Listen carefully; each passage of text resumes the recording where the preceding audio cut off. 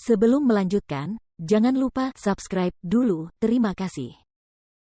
Bab 46, Dongfang Yu. Bertarung denganmu.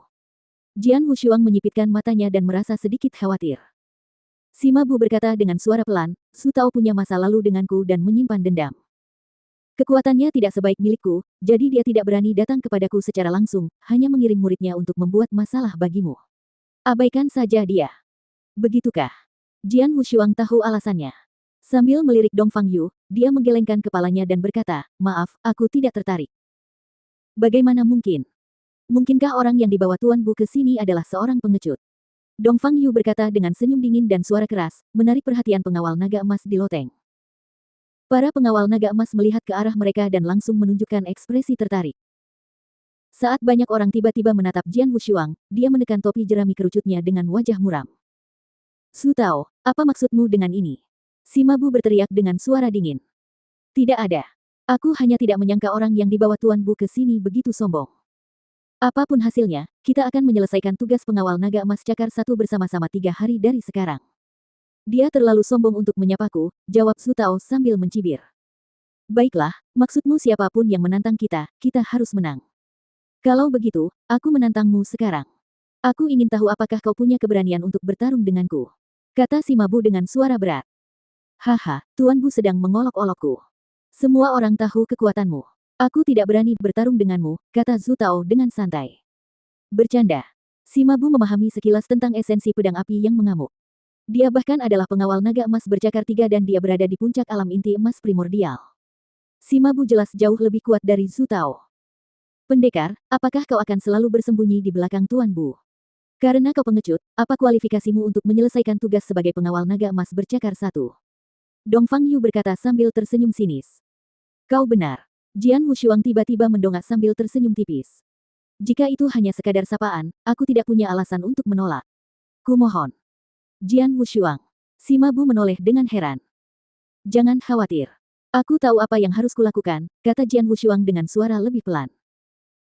Jian Wushuang menerima tantangan itu dan diputuskan bahwa area pertarungan hanya akan berada di ruang terbuka aula tengah.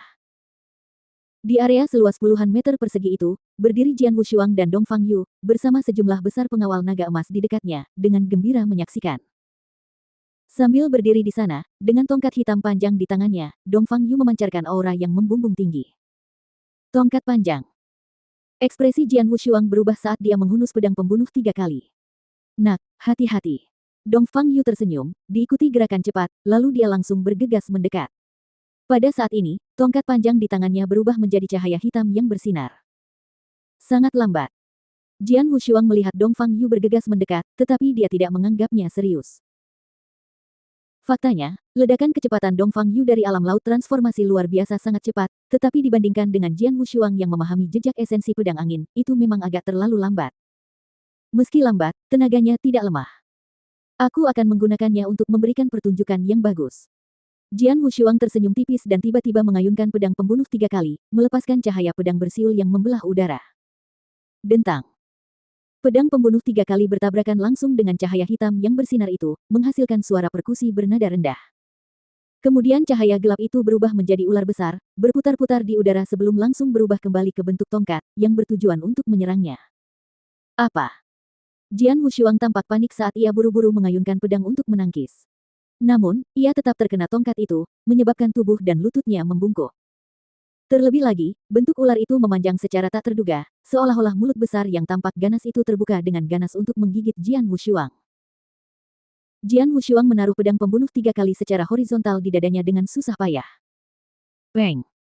Suara pelan terdengar saat Jian Wushuang terlempar ke belakang, mundur langsung ke tepi ruang terbuka untuk menjaga keseimbangannya. Terlebih lagi, jejak darah tumpah dari mulutnya saat ini. Dasar sampah. Dongfang Yu menegakkan tongkatnya dan berkata dengan ekspresi acuh tak acuh, kau bahkan tidak bisa menahan 3 serangan dari tongkatku, namun kau ingin menyelesaikan tugas sebagai pengawal naga emas bercakar 1. Konyol. Setelah selesai berbicara, Dongfang Yu tidak melirik Jian Wushuang. Sebaliknya, dia berjalan ke arah guru besarnya, Su Tao, keduanya saling memandang dengan senyum tipis.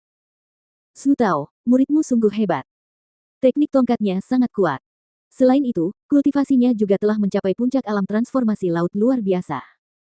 Selain itu, Metode kultivasinya tampak tidak biasa dan pelepasan kekuatan spiritualnya jelas jauh lebih kuat daripada prajurit rata-rata di alam transformasi laut luar biasa. Di mana kamu menemukan murid sebaik itu? Para pengawal naga emas yang kenal dengan Zhu Tao tengah berbincang-bincang dengan pandangan terpusat padanya dan Dongfang Yu, namun tak seorang pun melirik Jian Wushuang. Bagaimanapun juga, di dunia ini, yang kuat akan selalu dihormati. Karena Jian Wushuang telah dikalahkan dan bahkan tidak dapat menangkis 3 serangan, tentu saja dia tidak dapat menarik perhatian pengawal naga emas ini. Haha. Aku katakan yang sebenarnya, muridku adalah putra teman lamaku, dan dia memang punya sedikit bakat. Aku ingin memanfaatkan kesempatan untuk mengirimnya ke Istana Naga, tetapi tidak ada yang merekomendasikannya, kata Zhu Tao sambil tertawa.